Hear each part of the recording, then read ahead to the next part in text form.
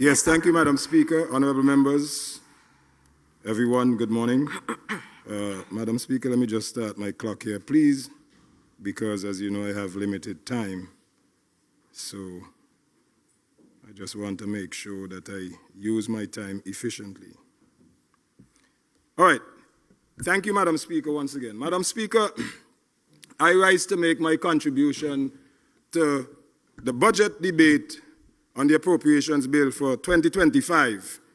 And I want to start right off the bat, Madam Speaker, by making a fundamental and a very key point that the budget address by the Minister of Finance, the Honourable Minister of Finance, confirms my conviction, Madam Speaker, that our country is truly in a state of crisis. A time of intense difficulty or danger, a time when a difficult or important decision must be made. St. Vincent and the Grenadines is truly at the crossroads. Madam Speaker, it's not just a crisis, and this is not just mere rhetoric. The fact that we are so deep in this crisis is very scary. And to add insult to injury, this crisis is reflected by the poor taste that is left in the mouths of Vincentians. I know that we've been talking a lot about acronyms and all kinds of acronyms throughout this exercise, and I'm not going to miss my opportunity to get in. I'm not going to miss my opportunity to get in on the action, because when I talk about a poor taste, Madam Speaker, it's an acronym which reflects poor transparency, poor accountability, poor sustainability, hardly any truth, and hardly any empathy for the people of St. Vincent and the Grenadines. Poor taste, T-A-S-T-E. Madam Speaker, I would like to highlight, however, because of the grave crisis within which we find ourselves, I want to be a little bit uncharacteristic and highlight and emphasize what an NDP government would have done and would have reflected in a 2025 budget had we been in government, and what we will do, what our plans, our broad policies would be when we become the next government in this blessed land of ours. Madam Speaker, we are not just proposing change, we are committed to delivering it. And here's exactly how the new NDPs, the new Democratic parties, the NDP, would do it. We have to rebuild and expand our economy, Madam Speaker. That is fundamental. That is the crux of the problem from where I sit, from where my party sits. Madam Speaker, allow me to refer to the 2022 Fiscal Responsibility Mechanism report on page 21, where that report says, in the long run, growing SVG's economy will increase the government's own source revenue and reduce its reliance on debt. And I would add, and bring real and meaningful development to the people of St. Vincent and the Grenadines. Madam Speaker, here's our commitment to change. Our commitment to change, the New Democratic Party's commitment to change, is grounded on 4 pillars. I call it the 4-pillar solution. And with these 4 pillars, Madam Speaker, we will build a St. Vincent and the Grenadines that would experience economic growth par excellence. Our vision for St. Vincent and the Grenadines is prosperity would include the 4 pillars of agriculture, where we would be cultivating our land and feeding our nation, tourism, sharing our beauty with the world, the blue economy, harnessing the potential of our seas, and the new economy where we would be embracing technology and innovation. What does this mean, Madam Speaker? What does this mean for you, the average, ordinary Vincentian citizen? It means, first of all, more jobs across traditional and emerging sectors. Secondly, we would be increasing our exports and hence boosting our national income. Economic diversification would also be prevalent, and that would create stability and opportunities. And beyond the pillars, Madam Speaker, because that cannot happen in a vacuum. Building an economy is not strictly limited to economic indicators and an improvement of those indicators. But beyond the pillars, we would also be focusing on a robust public sector, developing a robust public sector, supporting our economic foundation. We will empower entrepreneurs to build businesses and create jobs, and we would foster innovation to keep St. Vincent and the Grenadines globally competitive. Madam Speaker, our commitment is to work hand in hand with the people of this country, with our farmers, our hospitality workers, our fisher folk, our tech experts, and entrepreneurs to build an economy that works for all. Together, Madam Speaker, we will not just grow our economy, but we will transform St. Vincent and the Grenadines into a beacon of Caribbean prosperity. And I would like to take this opportunity to appeal to every single Vincentian, including everyone in this Honourable House, to join us, join the next government of this country, the New Democratic Party, in shaping St. Vincent and the Grenadines' future.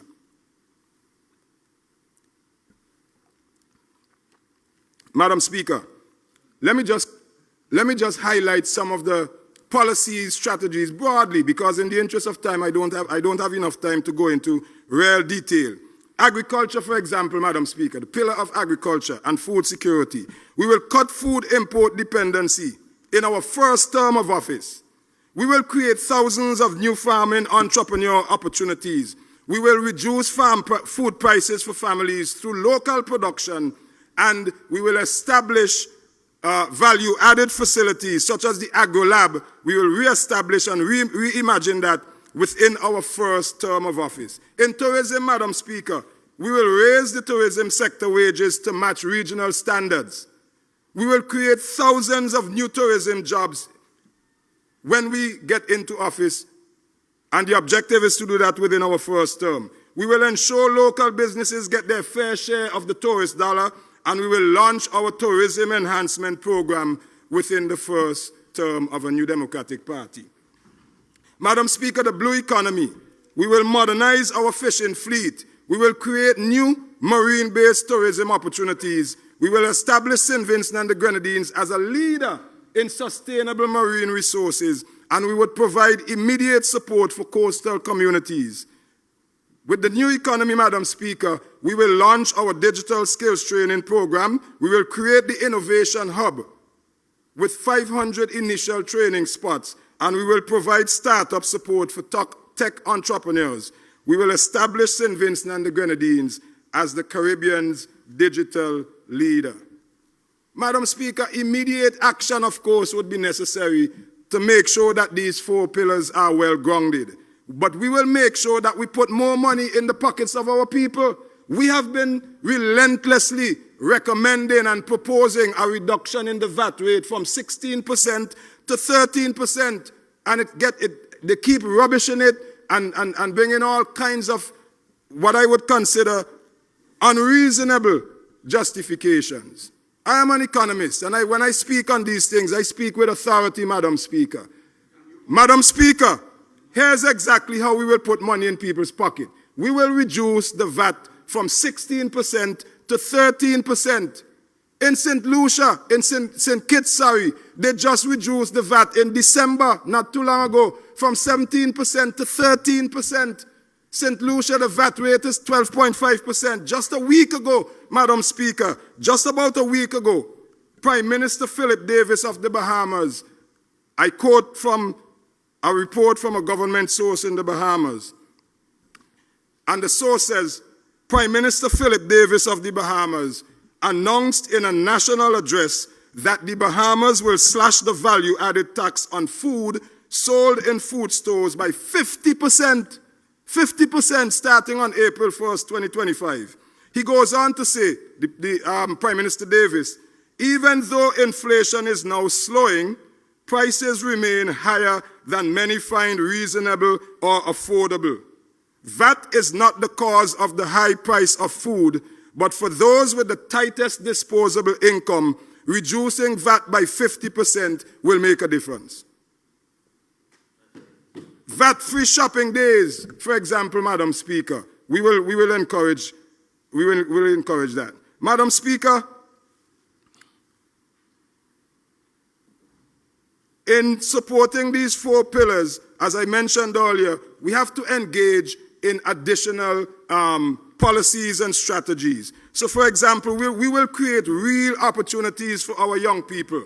We will launch a comprehensive youth employment program.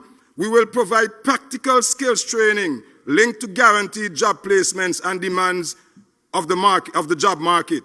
We will create a youth entrepreneurship fund with direct access to capital and improve what's already there. I always say, and I'm on record on more than one occasion to say that I commend and I applaud the government for the Prime program. I think it's one of the best initiatives that this government has implemented. But of course, just like everything else, it could be much more effective. And we, a New Democratic Party government, will make sure that that Prime program will work as it ought to. Madam Speaker, we will also establish youth innovation centers in every constituency. We will make our communities safe again by implementing comprehensive crime reduction strategy from day one. We will provide immediate resources for community policing and for the police in general.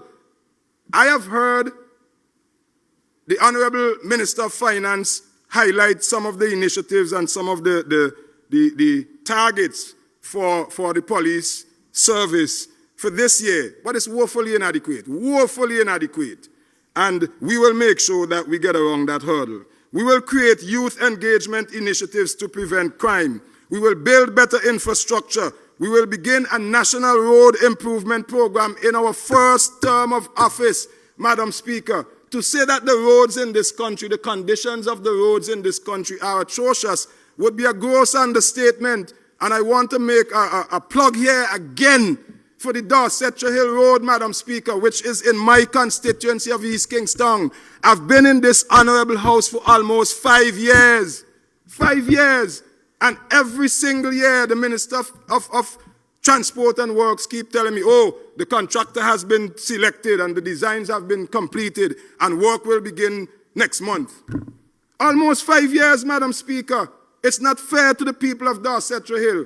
And I know others can make claim and lay claim to the conditions of their roads, but I represent East Kingstown. It is reprehensible, Madam Speaker, that every 14th of March on National Heroes Day, when we go up to the obelisk of our national hero, Honourable Joseph Chattoyer, to celebrate that day, that a couple days before you patch up the holes in the Dorsetshire Hill Road.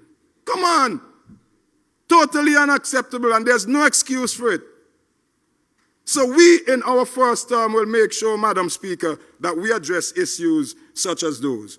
Madam Speaker, I know the question would be asked, well, how are you going to pay for all of this? Of course, as I said before, time does not permit me to get into all of the details, but let me just say this. Let me just say this, Madam Speaker. We will deliver. We will deliver. None of you over there qualified to tell me about this, you know. None of you over there qualified to tell me about this. So just be quiet and listen. Be quiet and listen, man. Listen to, what you call it, my honourable friend, Minister of Finance? You call it Bramblenomics? Ah, you're learning, man.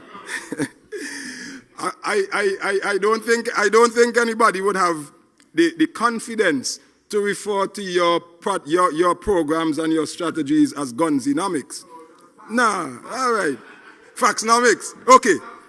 I don't have enough time. I don't have 3 hours like you, so let me continue. Madam Speaker, we will deliver.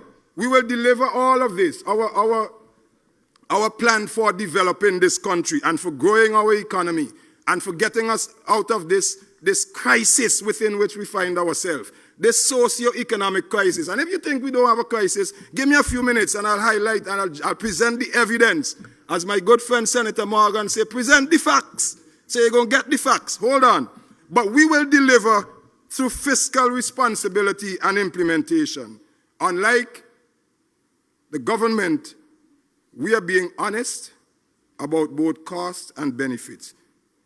We will grow our exports through the 4 pillars.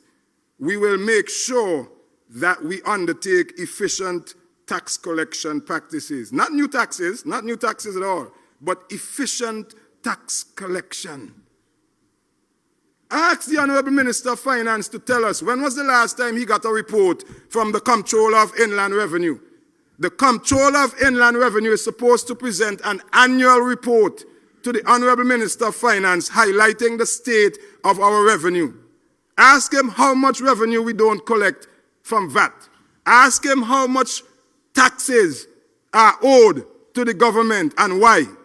If my memory serves me right, in 2020, I believe it was, the Honourable Prime Minister, I wasn't here as yet, I wasn't in the Parliament, but I recall quite vividly the Honourable Prime Minister complaining that the government is owed over $300 million in unpaid taxes. Well, who is culpable? Who is responsible? It is your responsibility to make sure that you have efficient fiscal management of this country's resources. And if you fall short, then it's a dereliction of your duty. So, Madam Speaker, we will grow our revenue through economic expansion. And we will also promote meaningful investment attractions, such as the Citizens by Investment Program. Madam Speaker, let me tell you something. The Citizens by Investment Program has been undertaken and is being implemented by countries all around the world, our neighbors. And you hear the people talking all this nonsense about, the United Kingdom is going to impose visa restrictions on us and blah, blah, blah. Well, I'll tell you this. The United Kingdom government, as we speak, they are about to engage prime ministers and stakeholders of countries who implement the Citizenship by Investment Program to make sure that the programs meet the requisite standards. That doesn't sound like a government who's intending to impose visa restrictions. And you could say what you like, come high, come low. The Citizenship by Investment Program will be a huge boost in the resources of our country that will not impose any financial cost on us. We will invite and afford reputable people or investors the opportunity to invest millions of dollars in St. Vincent and the Grenadines at no financial cost to the people of this country, and where they can benefit from the privilege of being a Vincentian citizen. We talk about selling passports. Tell us how many passports have been sold in the recent past, and how many are continued to be sold, and what are the benefits and to whom. Don't tell me about CBI. I am not afraid of the criticisms and the cussing and the carrying on, because I am convinced that the CBI program is a program that will significantly contribute to the economic development of this country. And I know that's the Prime Minister's pet peeve, and I know when he gets up to talk, he's going to say all manner of evil about the program. But the fact of the matter is, when the people of this country repose the confidence in the New Democratic Party to govern, we will govern in the interest of the development of the people of this country. And you could put that in your pipe and smoke it. Madam Speaker, solutions for fiscal transformation. We will establish something similar to what they have in Jamaica, what they call EPOC, an Economic Performance Oversight Committee, which basically holds the government feet to the fire. If you come here and you say you're going to spend $960 million to implement 200 projects, next year you have to come here, or even before, during the year of implementation, there should be regular accounting, monitoring, evaluating to the people of this country. You can't come here and tell me that you're asking the people of this country to use their resources to do X, Y, and Z, A, B, and C, but yet you relinquish your responsibility to tell the people of this country how you spend the money. Every single year it happens, Madam Speaker. Every single year. This year is no different. I would like to hold every single minister responsible for resources of this country. Every ministry gets their allocation every year. Come and tell us how you spend the money. What have been the outcomes? What have you accomplished? Don't come and give me these anecdotes about, you do this side. Tell us, give us measurables so that we can know and we can feel confident that, look, we give the Ministry of Urban Development $56 million and the Honourable Minister, Senator Banava Brown, spent that $56 million this way, and that way. That is what the people expect, and that is what they are entitled to. And you guys can sit over there and grin and smile all you want. The truth remains the truth, and the facts are the facts. And the people of this country will hold you responsible, and they will demonstrate that later this year. Madam Speaker, I want to just quickly move on now to this crisis that I talked about. You ain't listening, man. I ain't see how I going to get money. You ain't listening, Honourable Member from West St. George. You're sleeping. Too early to sleep, man. Too early to sleep. Madam Speaker, the socio-economic crisis in this country is unprecedented.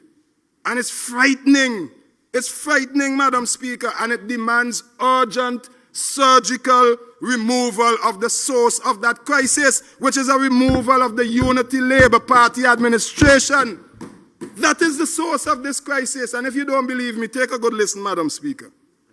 Madam Speaker, the reality facing our people is that every single day, Vincentians face real challenges across St. Vincent and the Grenadines. Parents are struggling with rising food prices.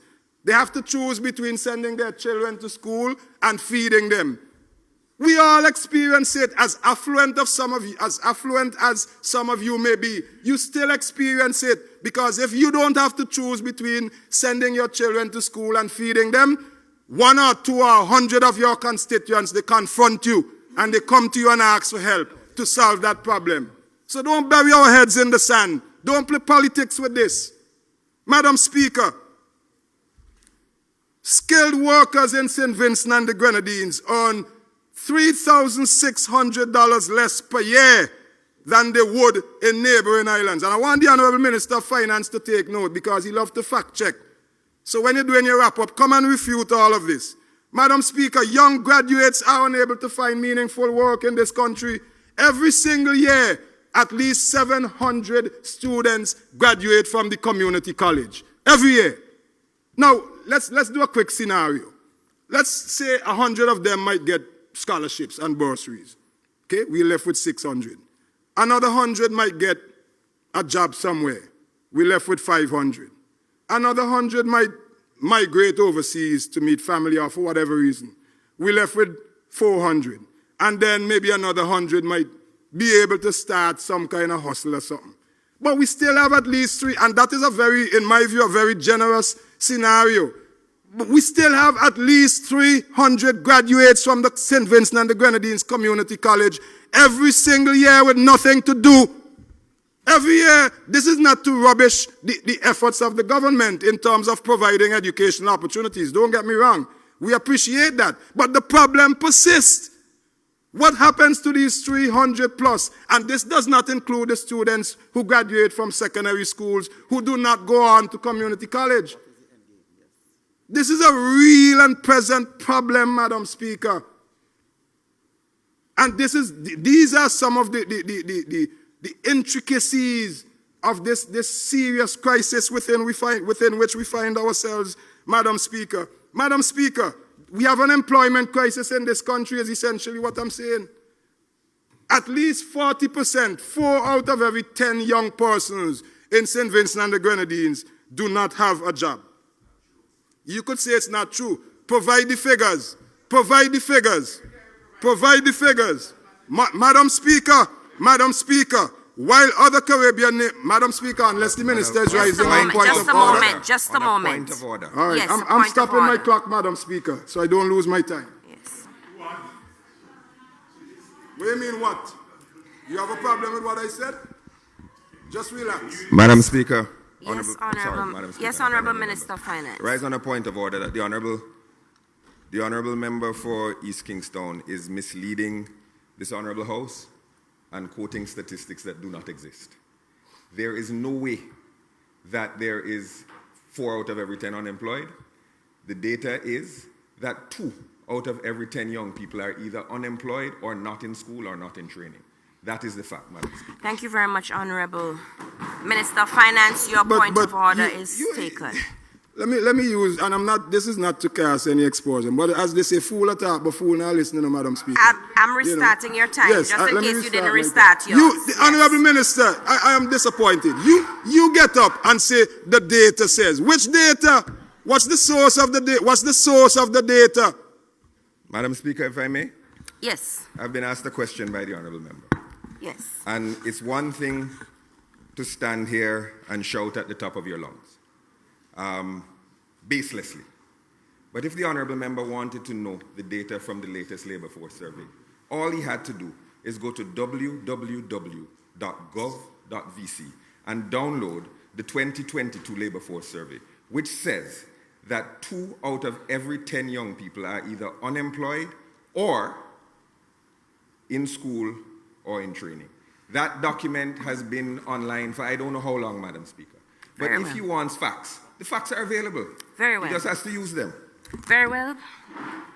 Very well noted. Madam Speaker. Please continue. I'm restarting your Madam time. Speaker, honourable members. Citizens of St. Vincent and the Grenadines, you could stop over there and talk. You could say what you want to say. You have data and facts, and I have data and facts as well. Madam Speaker, the reality is, Madam Speaker, that in this country, our unemployment rate more than doubles almost every other Caribbean country, especially among young people. Madam Speaker, and to add in, Madam Speaker, I'm not giving way. I would like... I'm not giving away, Madam. I'm not giving away, Madam Speaker, unless the Honourable Minister is rising on a point of order. Okay. Point of order. Time has stopped. The Honourable Member is again misleading this Honourable House, saying that the unemployment here is more than double other countries. If he has data to indicate that, I would like him to provide it, Madam Speaker. Thank you. Very well. Madam Speaker, I will say this.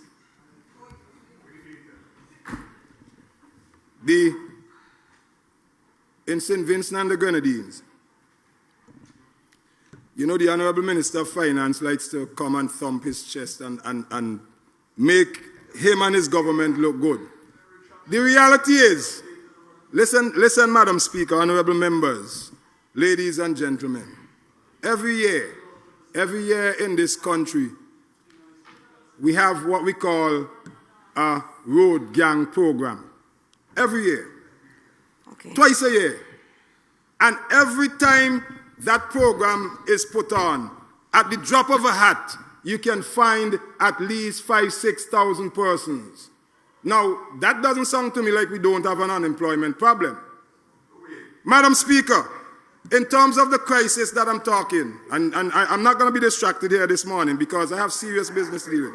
Madam Speaker, we have a very serious financial problem in this country in terms of financial burden. We have the highest national debt in this country's history. And let me put things in context for you, Madam Speaker. Based on the documentation here, the estimates of revenue and expenditure for 2025, we are told that the national debt of this country is now $2.8 billion or thereabout. Madam Speaker, do you know what that means? I mean, I know you know what it means, but I just want to drive home the fact. You know what that means? It means that every single Vincentian, if we were to pay off our debt this year, every single Vincentian, all 110, and that's a generous estimation. By the way, we need to get the national population census so we could have better data. Anyway, every single Vincentian, Madam Speaker, would owe and have to pay $71 a day. $71 a day if we were to address in any meaningful way the debt of this country in 1 year. That is the harsh reality, $71 a day. Madam Speaker, what that says, if you have children, your children, even before they could earn $1, they're already owing $71 a day. You could stop over there and talk your foolishness. Madam Speaker, when the Unity Labour Party came to office in 2001, that figure they met that figure at $19 a day. That's what the New Democratic Party administration left them. Because back then, our national debt was just around 750 million. You like to make comparisons, so I'm making comparisons, you know. And the disappointing thing to me is that the level of debt which we now incur really and truly has not lived up to the expectations and the level of economic growth that one would have loved to see.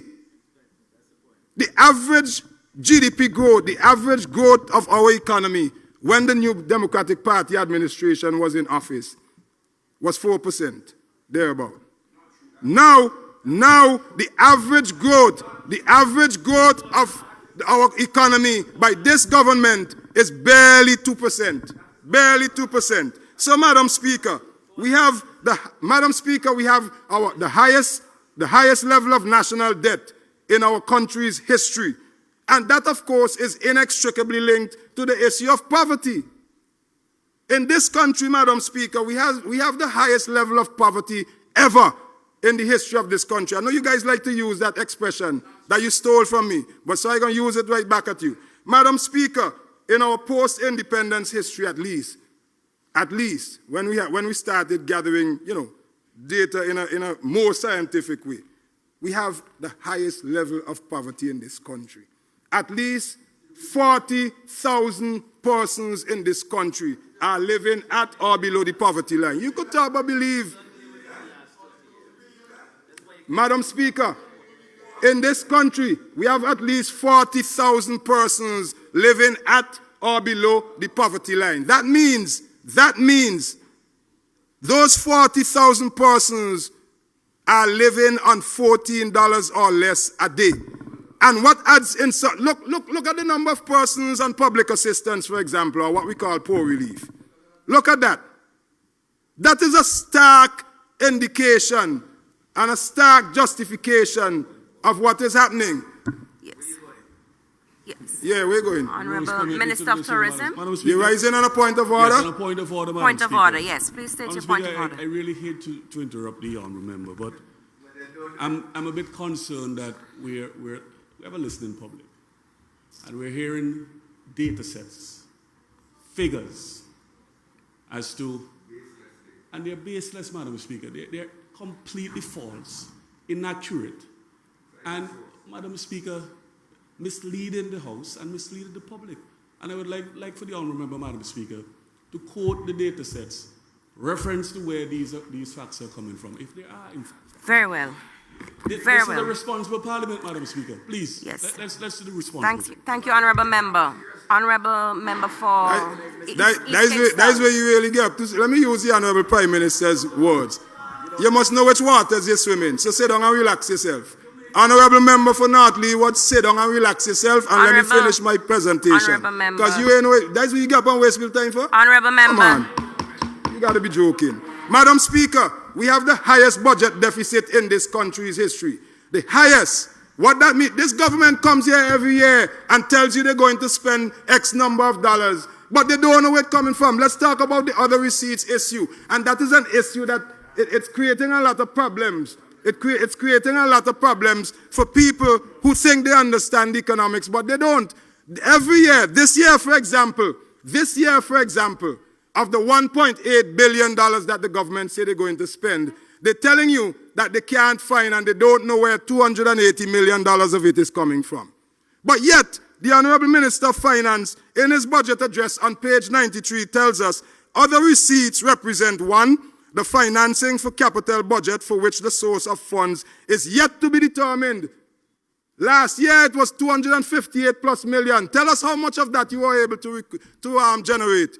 Of the 258 million from last year, how much of that were you able to find? It goes on to say, Madam Speaker, for financing of the amortization, sinking fund contributions, and the modest current account deficit. So basically what you're saying, amortization and sinking funds are aspects of servicing our debt. And you're telling me the money that you want to pay for the debt that we owe, you don't know where it's coming from. That is what he's saying, you know. That is what he's saying, Madam Speaker. So don't come in here and talk about data and all that stuff. Don't come in here and try to distract people. Madam Speaker,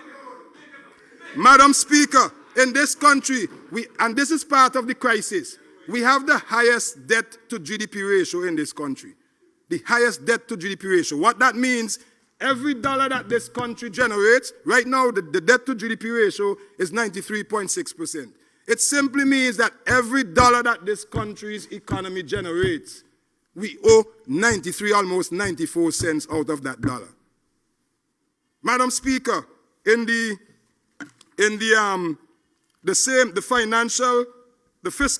fiscal responsibility mechanism report of 2022, Madam Speaker, they go on to say, or it says that, let me find it here.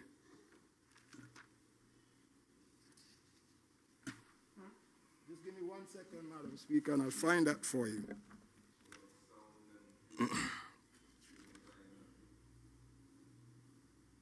Okay, on page 19 of this report, Madam Speaker, a document of the House, the report says the debt burden remains high and St. Vincent and the Grenadines remains at a high risk of debt distress.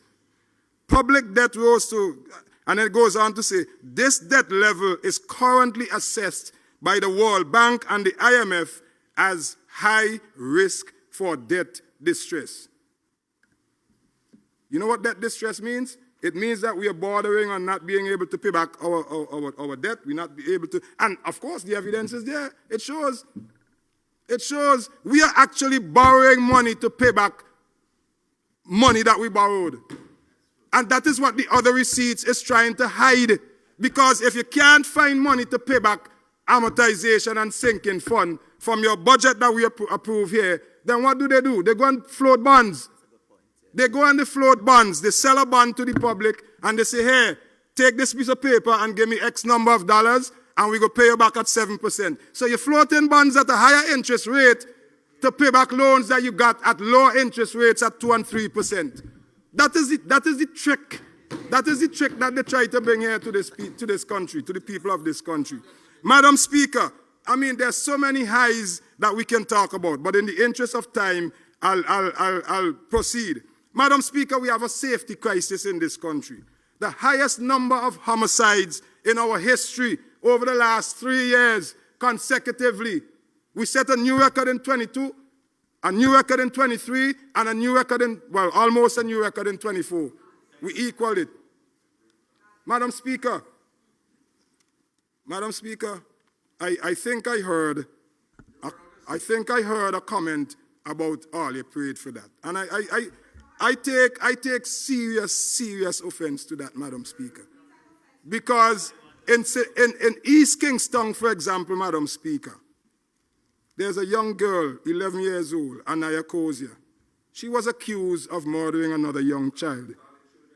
It's out in the public. It's out in the public. Stop disrupting me. It's out in the public. Madam Speaker, she was accused of murdering another young boy. You know what me call his name too? Matthew Disu. It's there in the public. Honourable Member. Madam Speaker, Honourable Member, Kingstown. just a moment. Let me pause on your time because it's something that I said when we started these debates I'm going to have to address. Yes, there is parliamentary privilege, but there's certain things that we have to really, let's let a little bit of humanity. You can make a point, you can make a very valid point. I believe I know where you're going with the point. Your point can equally be made without the calling of the names, given the sensitivities and the small size of our society. Yes. So if make your point or maybe not. Thank you, Madam Speaker. Depending, but let's be sensitive Madam Speaker, to this. in this country of ours, over the last 2 years, we have had at least one person per week murdered. Per week. And why do I say that? I say that to say that our communities are affected. There's a level of fear in this country, and that is a part of the crisis that we face. There's a safety crisis in this country, Madam Speaker. And the lack of attention or meaningful attention creates a lot of problems. Madam Speaker, in the interest of time, Yes, you I'm have going 10 to minutes. move on. I just want to say, I want to highlight, Madam Speaker, the National Social and Economic Development Plan, which was supposed to be the guiding post for this country's economic management, 2013 to 2025. I have identified 10 strategic objectives on which this government has failed miserably. 1, to maintain strong macroeconomic fundamentals, talking about GDP, unemployment rate, and so on and so forth. Failed miserably. To revitalize the agricultural and fisheries sector. Failed miserably. To attain a strong and sustainable external trade position. Failed miserably. To optimize the economic contribution made by ocean resources. Failed miserably. To reduce poverty. Failed miserably. To create jobs and reduce the levels of unemployment. Failed. To enhance participatory democracy, accountability, transparency, effectiveness. Failed. To develop and maintain a peaceful, safe, and secure environment. Failed. To improve the physical infrastructure. Well, I don't need to mention that because it's so debilitating to keep mentioning it. But they have failed miserably. Look at the condition of our roads.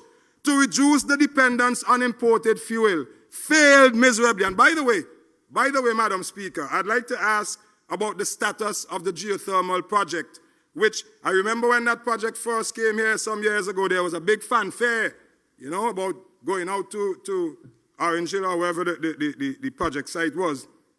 And then, I think it was last year or a couple of years ago, we heard that a new company, a Canadian company, is about to undertake this project. And I think this year,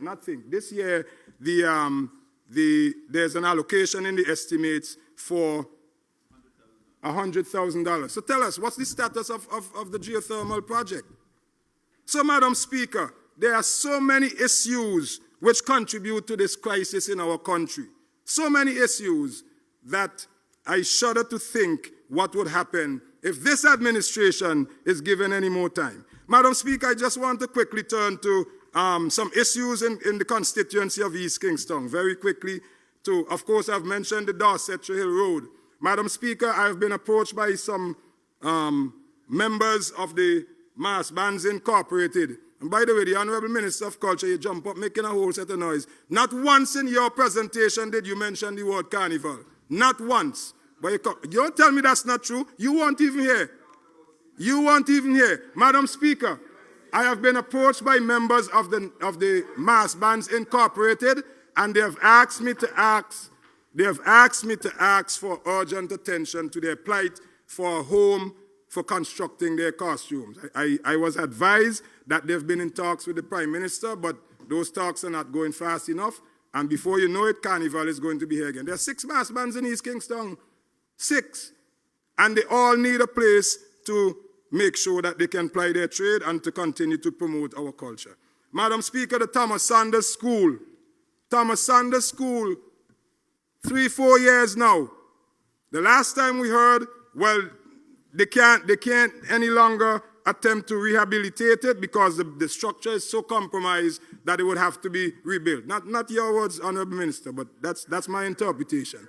Madam Speaker, the last time I checked, the Thomas Sanders School, the old structure down at the Richmond outside the grammar school playing field, is being used as a storage facility for the book loan scheme. So my question is, when is construction going to start on the Thomas Sanders School? Especially considering the urgency for the need to move those students from down at the tarmac with all the construction work is going on, which also leads me to another issue, Madam Speaker. The batching plant that we've been told about. I have been asked by residents of Roseau, Walvaroo, Mala Village, Cane Garden, to kindly ask that serious attention be paid to the potential health hazards of that facility. And the parents and students of the Girls' High School and the Thomas Sanders School down there. Madam Speaker, many of the roads in East Kingstown need serious attention. The road from Plumtree going through Rockies all the way back around to Murray's Village. And there are some situations where you don't even have a proper path. There's an elderly lady in Dorsetshire Hill. She lives below the Dorsetshire Hill School where you have all the steps.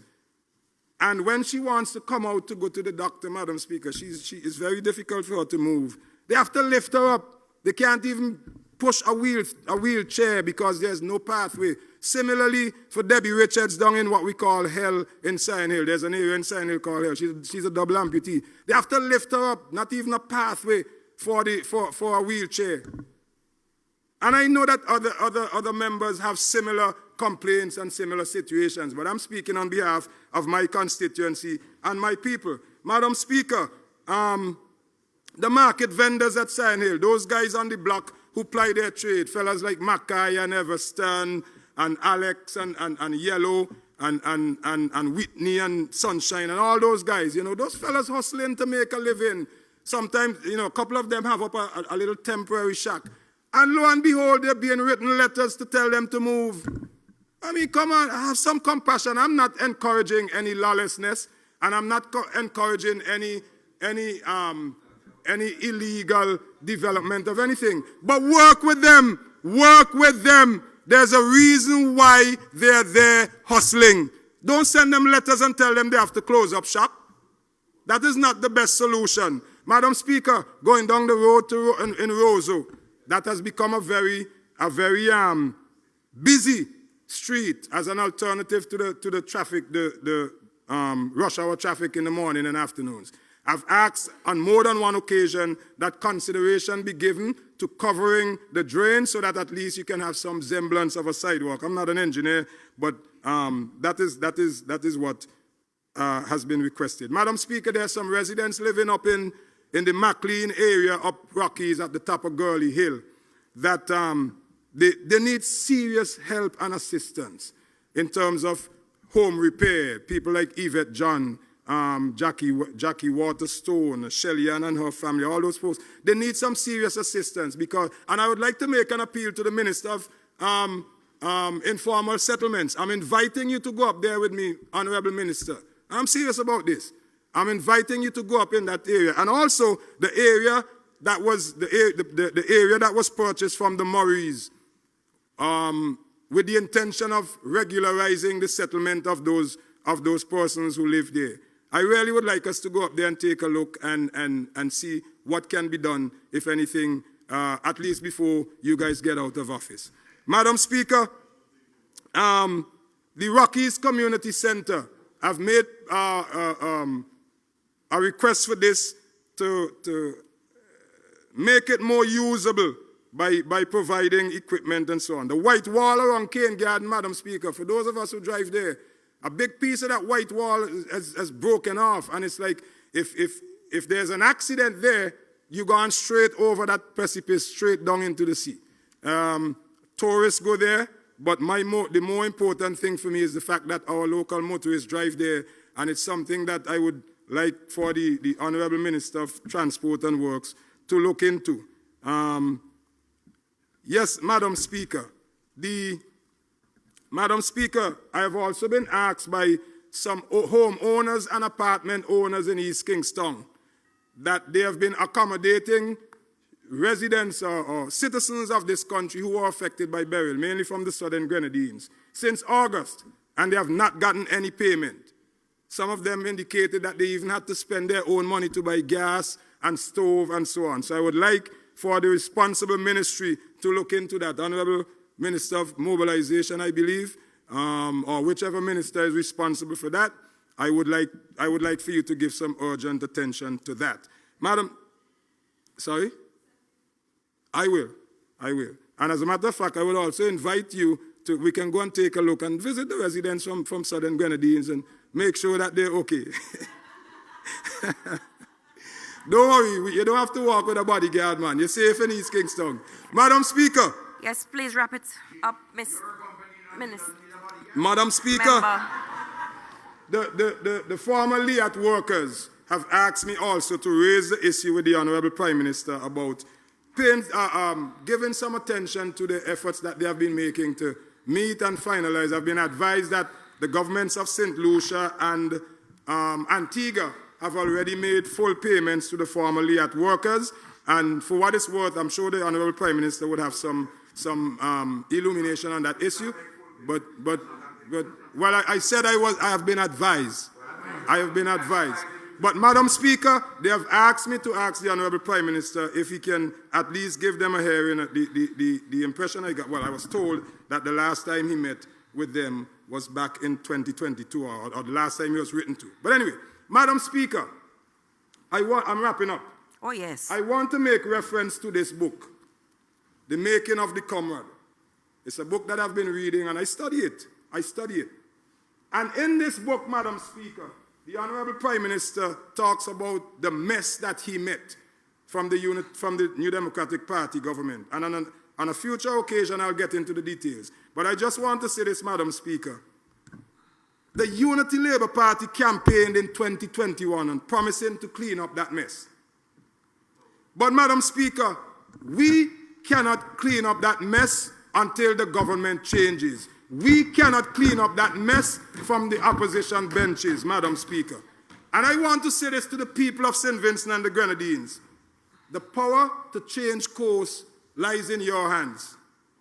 Your vote can transform these challenges and can put a better taste in your mouth, not a bitter taste, because that taste of transparency, T, accountability, A, sustainability, S, truth, T, and empathy, E, that taste is very bitter right now in the minds of in the mouths of our people. Madam Speaker, we don't want to just win an election. We want to transform St. Vincent and the Grenadines. We don't want to just criticize, we want to build, and we will build. The choice is clear, Madam Speaker. The time is now.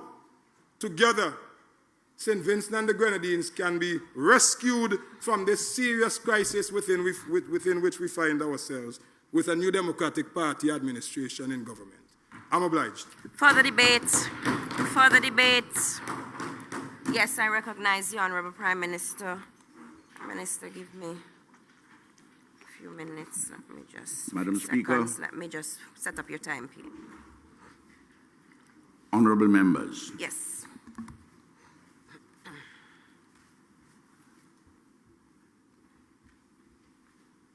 I have followed the debate very carefully, even when, for one reason or another, I was not in the House.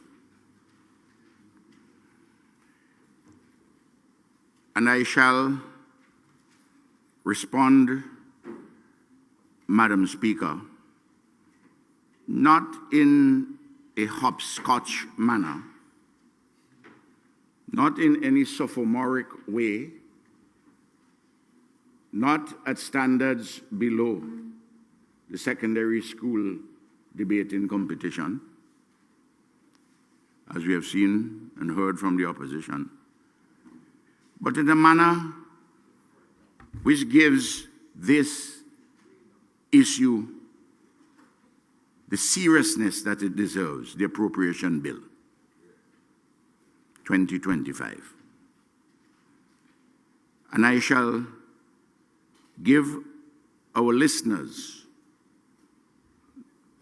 I'm not so concerned about the opposition here, but the general public. I'm really not concerned about you all. That's fine.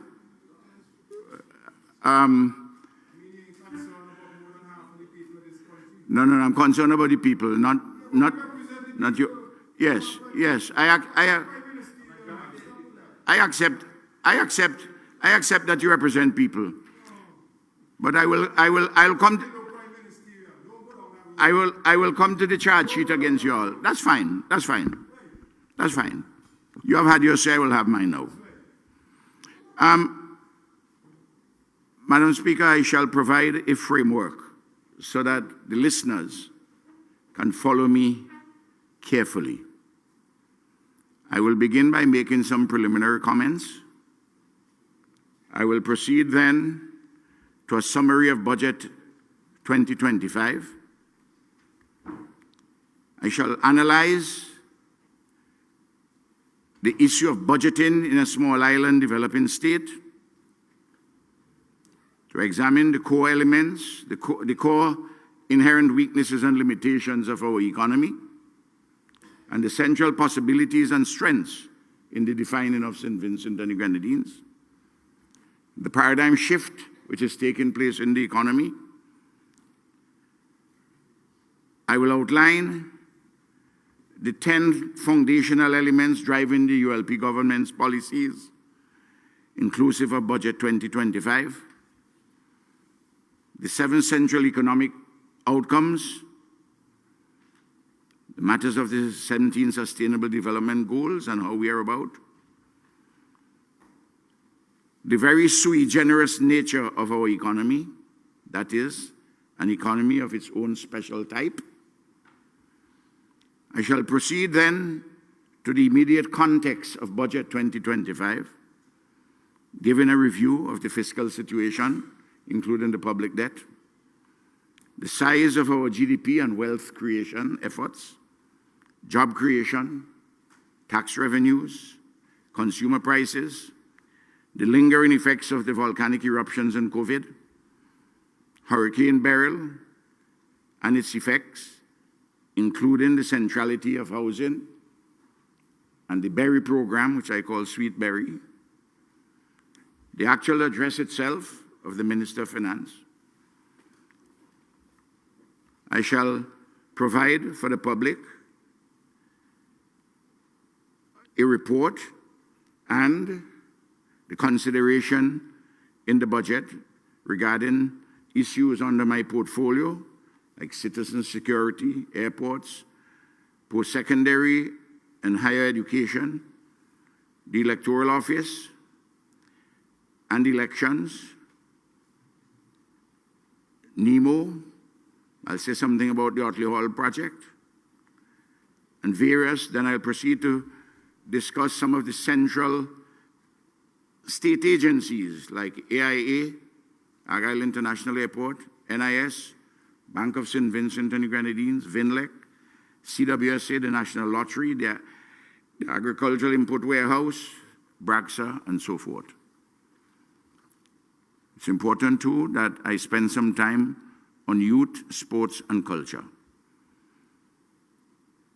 Then on education, inclusive of TVET, because the leader of the opposition made the most inaccurate statement that the budget has nothing to do with TVET. She'll discuss health and regional integration and foreign policy. Then I will proceed to dismember limb by limb the 10 major follies of the New Democratic Party, including its intention to sell passports and citizenship, several of its fallacies, which must be debunked, and make reference to the address, the 4-hour address by the leader of the opposition on Tuesday morning. We'll review our record of performance and the future of our country, the issue of leadership, which is vital, and the appropriation bill in a conclusion, and then the constituency, the great constituency of North Central Windward. Madam Speaker, I shall attempt to stick within the rules, Standing Order 62-4, that after the Minister of Finance has made his budget speech, the motion for the second reading of the bill shall be seconded formally, and the debate thereon shall commence the following day and shall be confined to the financial and economic state of the country, the financial and economic state of the country, and the general principles of government policy and administration as indicated in the appropriation bill and the estimates. Madam Speaker, I've outlined that particular framework because I want when the public is hearing me, and it's important to make this a teaching moment for everybody, including, especially so, for those in the opposition who may wish to amend the errors of their ways. Madam Speaker, let me just say this. In preparing for this, my contribution, I not only go to matters of economic and financial analysis and read the literature, including the literature of learned men and women, but I also go to other writers. For instance, in preparation for this budget address, which I'm making, my contribution, I just completed the reading of a book by Brian Lara called The England Chronicles. It was given to me as a gift by Professor Justin Robinson less than a week ago. And I found it quite interesting because life, living, and production in any area has lessons to teach us. And Madam Speaker, I go to the writers of the creative imagination. I've been rereading Ulysses, an epic poem by the ancient Greek Homer. I've been rereading Omeros by Derek Walcott, where he centers some of what he has been writing, and they have relevance to what I would say about the situation in St. Lucia, well, the Helen of the West. Been reading our poets, Shea Keane, and others. Madam Speaker, we are now in the throes of an education revolution.